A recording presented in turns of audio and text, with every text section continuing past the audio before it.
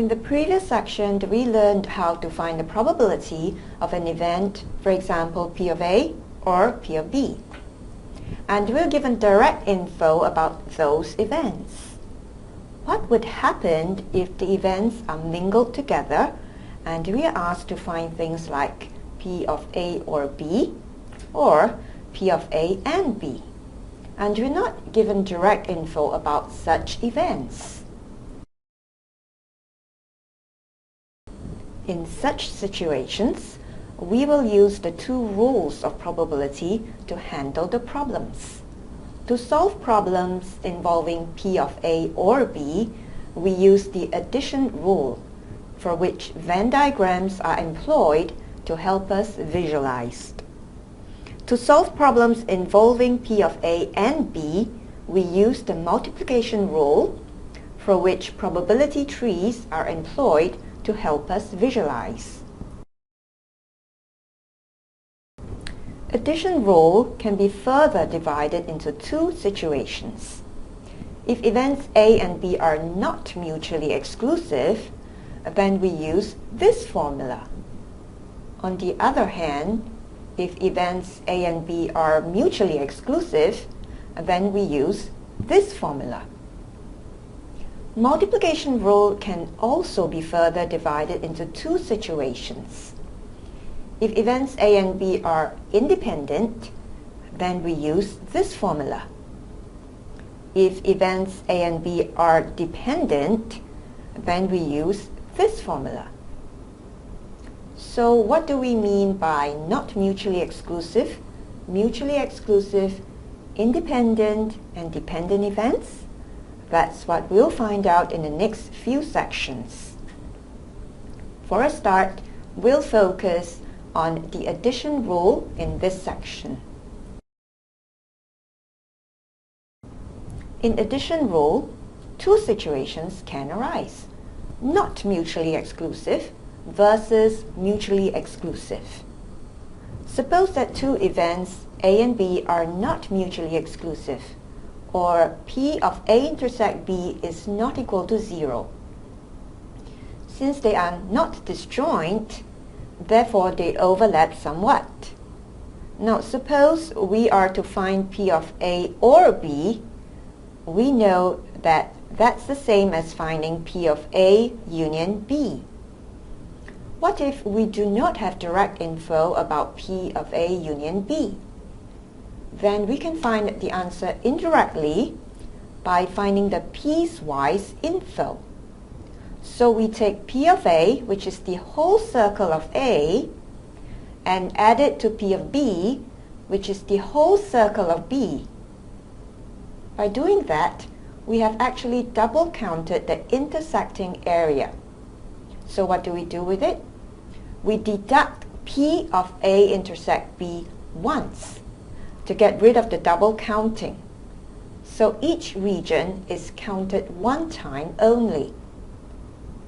Now if the two events A and B are mutually exclusive, then P of A intersect B is equal to 0. So we get two disjoint circles. Since P of A union B is equal to P of A plus P of B minus P of A intersect B from above, and since P of A intersect B is equal to 0, P of A union B is simplified to P of A plus P of B, which is circle A plus circle B. Again, each region is counted one time only. In this example, a card is drawn from a deck of 52 cards at random. What is the probability of obtaining an ace?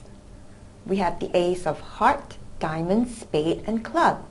So the answer is 4 aces out of a total of 52 cards, or 1 over 13. Next, what is the probability of obtaining a heart? We have 13 heart-shaped cards. So the answer is 13 out of 52, or 1 over 4.